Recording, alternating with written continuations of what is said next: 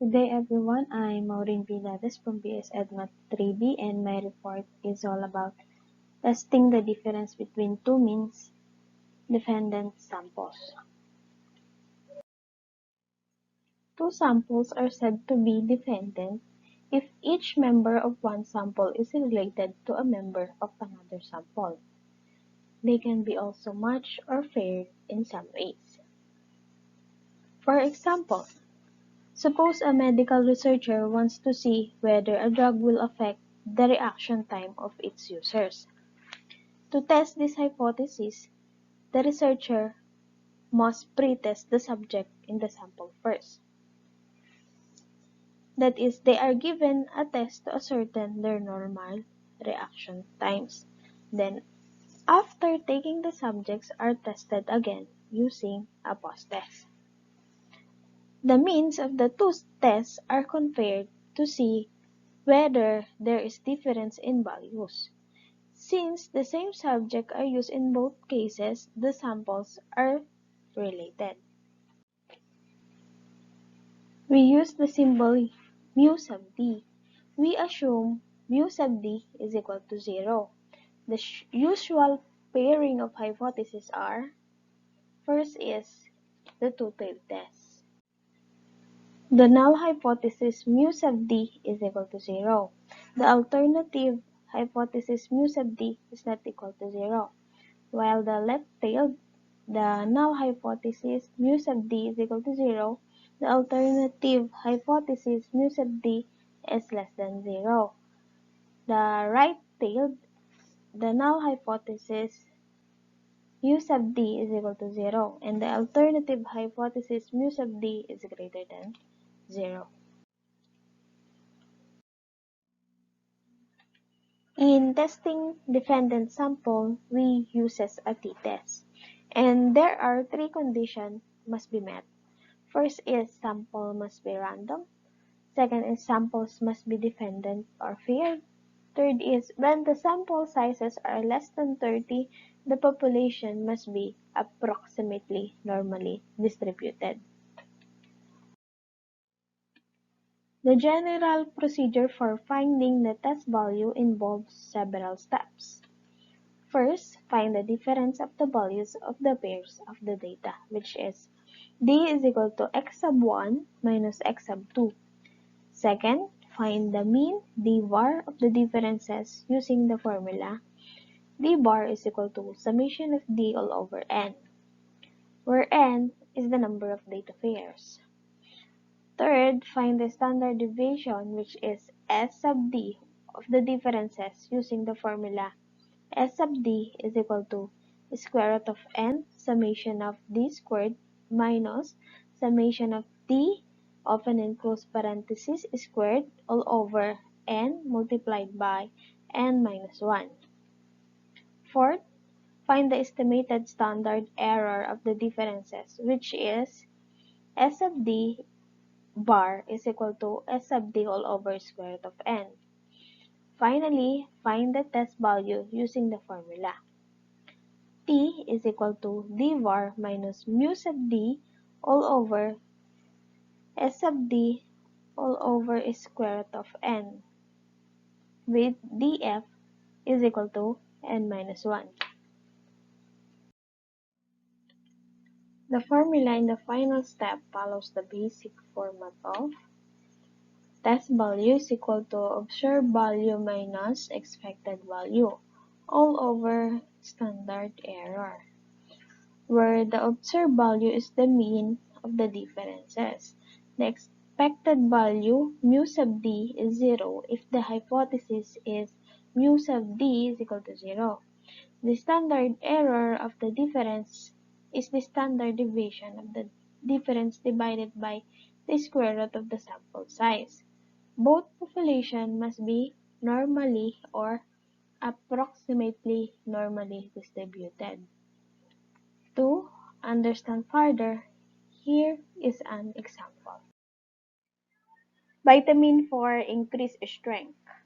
A physical education director claims by taking a special vitamin, a weightlifter can increase his strength.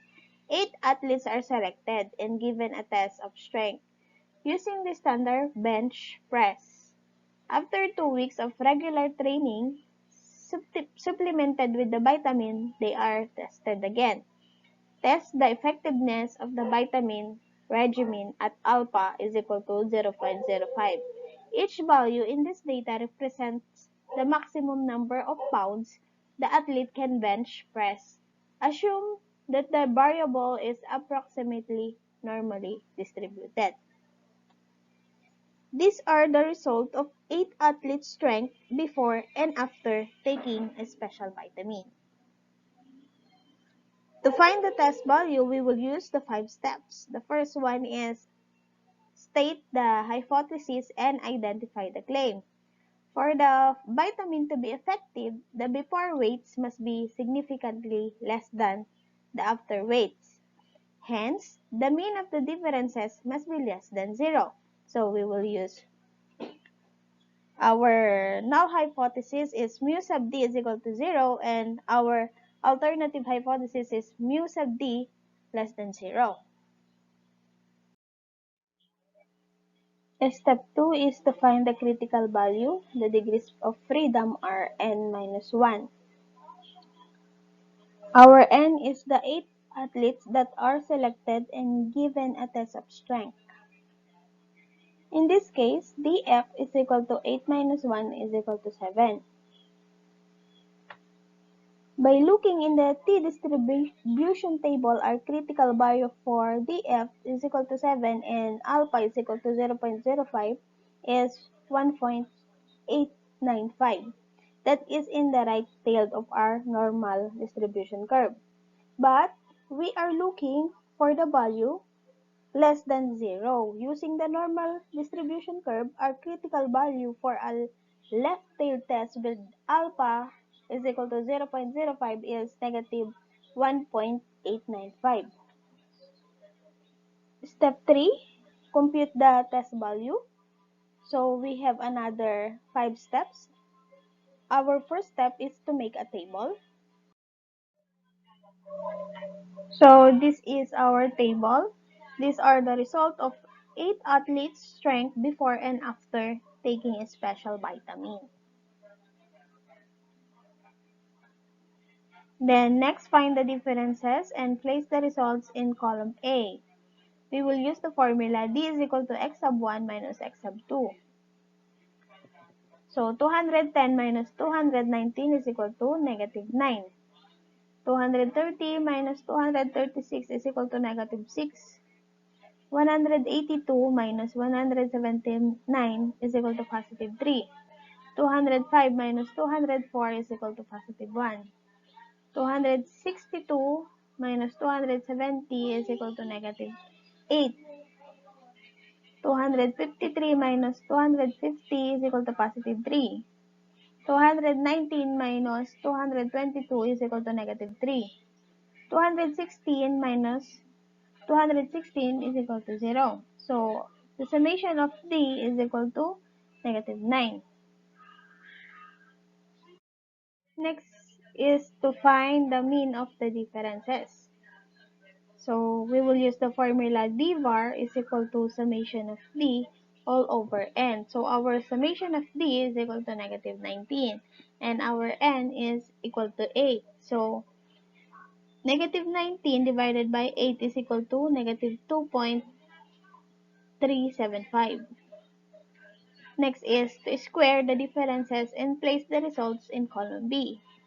So, negative 9 squared is equal to 81. Negative 6 squared is equal to 36. Positive 3 squared is equal to 9.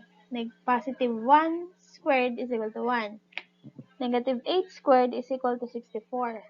Positive 3 squared is equal to 9. Negative 3 squared is equal to 9. And 0 squared is equal to 0. And the summation of our d squared is equal to 209. So, we already completed our table.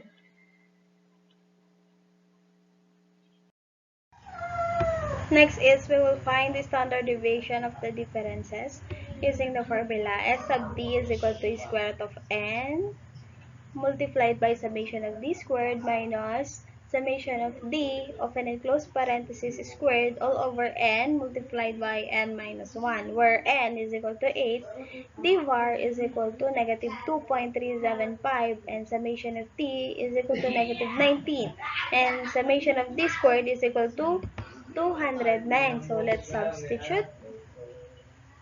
Square root of 8 times 209 minus negative 19 squared all over 8 multiplied by 8 minus 1.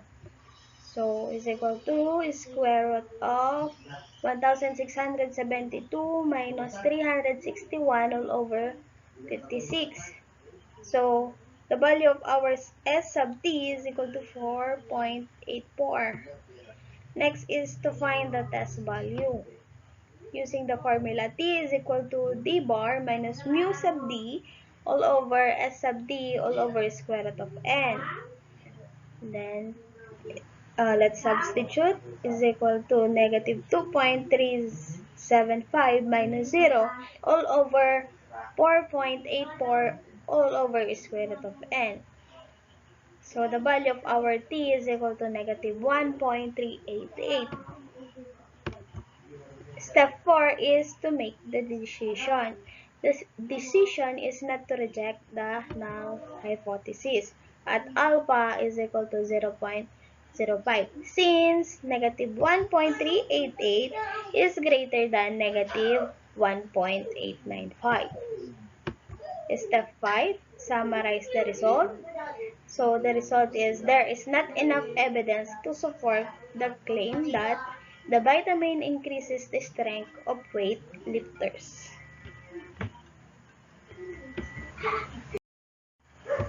Another example is cholesterol levels. A dietitian wishes to see if a person's cholesterol level will change if the diet is supplemented by a certain mineral. 6 subjects were pre-tested, and then they took the mineral supplements for a 6-week period. The results are shown in the table. Cholesterol level is measured in milligrams per deciliter. Can it be concluded that the cholesterol level has changed at alpha is equal to 0.10? Assume the variable is approximately normally distributed. So this is the table. This is also the result of 6 dietitians before and after who wishes to see if their cholesterol level will change if the diet is supplemented by a certain mineral.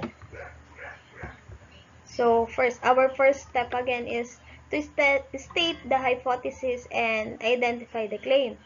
If the diet is effective, the before cholesterol level should be different from the after levels. So our null hypothesis is mu sub d is equal to 0, and our alternative hypothesis is mu sub d is not equal to 0. Step 2 is to find the critical value using the t-distribution table. The degrees of freedom are 5 at alpha is equal to 0.10. The critical values are positive and negative 2.015. Using the normal distribution curve, we will plot negative 2.015 and positive 2.015. Step 3 is to compute the test value. First, make a table. So this is the table and the result of 6 dietitian cholesterol level before and after. Next is find the differences and place the results in column A using the formula D is equal to x sub 1 minus x sub 2. So 210 minus 190 is equal to 20. Then 235 minus 170 is equal to 65. 208 minus 210 is equal to negative 2. 190 minus 188 is equal to 2. 172 minus 173 is equal to negative 1. And 244 minus 228 is equal to 16. So the summation of t is equal to 100.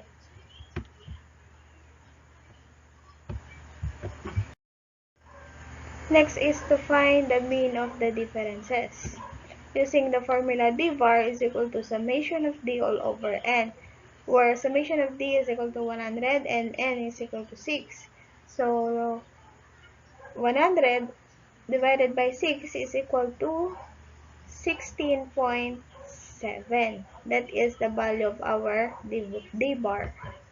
So next is square the differences and place the results in column B. So 20 squared is equal to 400. 65 squared is equal to 4,225. Negative 2 squared is equal to 4. 2 squared is equal to 4. Negative 1 squared is equal to 1. 16 squared is equal to 256.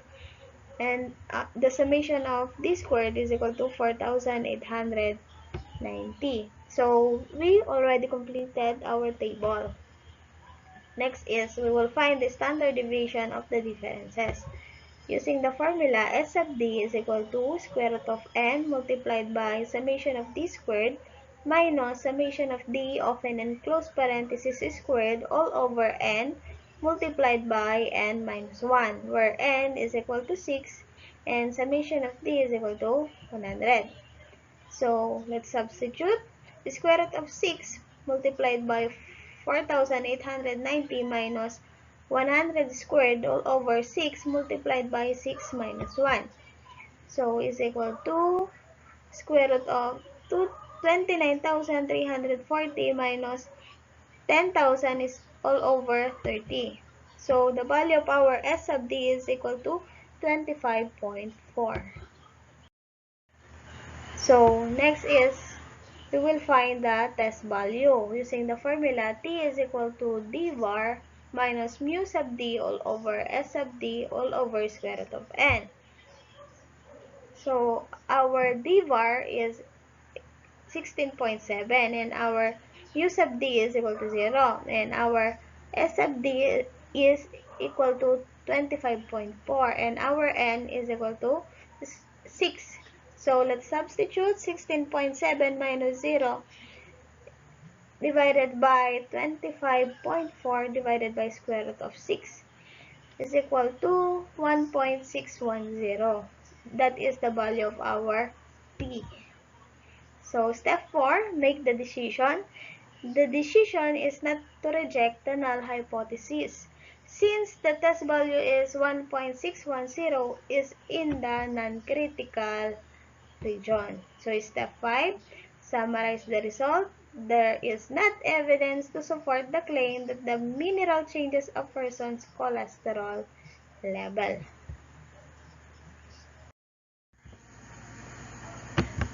In summary, for testing the difference between means for defendant samples, these are the 5 steps to be followed. Step 1 is state the hypothesis and identify the claim. Step 2, find the critical values. Step 3, compute the test value.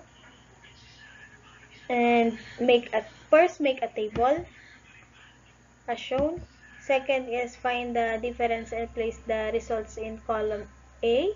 We will use the formula D is equal to x sub 1 minus x sub 2.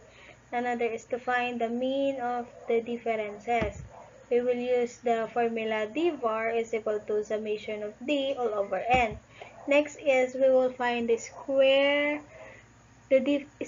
differences and place the results in column B. We will use the formula D squared is equal to x sub 1 minus x sub 2, open and close parenthesis squared. Then find the standard deviation of the differences using the formula S sub D is equal to square root of N multiplied by summation of D squared minus summation of D open and close parenthesis squared all over N multiplied by N minus 1. Then find the test value using the formula T is equal to D bar minus mu sub D all over S sub D all over square root of N. Step 4 is make the decision if you will reject or not reject the hypothesis. Step 5, summarize the results. The p-values for the for the t-tests are found in table F. For a two-tailed test with df is equal to 5 and t is equal to 1.610, the p-value is found between 1.476 and 2.015. And thus, the null hypothesis cannot be rejected at alpha is equal to 0.10. If a specific difference is hypothesized, this formula should be used. T is equal to d bar minus mu sub d all over s sub d all over square root of n, where mu sub d is the hypothesized difference. For example, if a dietitian claims that people on a specific diet will lose an average of 3 pounds in a week, the hypotheses are mu sub d is equal to 3, and the alternative hypothesis is mu sub d is not equal to 3. The value 3 will be substituted in the test statistic formula for mu sub d. Confidence interval can be found for the mean differences with this formula. So let's now find the confidence interval for the mean difference. Using the formula between mu sub d is d var minus t sub alpha over 2 multiplied by s sub d all over square root of n, and d var plus t sub alpha over 2 multiplied by s sub d all over square root of n. Our df, or degrees of freedom, is equal to n minus 1. Now, let's find the 90% confidence interval for the data in cholesterol level, where d var is equal to 16.7 and t sub alpha over 2 is equal to 2.015, and our s sub d is equal to 25.4 and our n is equal to 6. Now, let's substitute. Between mu sub d is 16.7 minus 2.015 multiplied by 25.4 all over square root of 6, and 16.7 plus 2.015 multiplied by 25.4 all over square root of 6. So, between mu sub d is 16.7 minus 20.89 and 16.7 plus 20.89. So, between mu sub d is 4.19 and 37.59. Since 0 is contained in the interval, the decision is to not reject the null hypothesis, which represents h sub 0, mu sub d is equal to 0. Before I end up my presentation, I want you to leave this quote. Stop looking at what you can't do. Start looking at what God has done and what He is able to do. By Maloy Malibiran Salambedas. Thank you and God bless.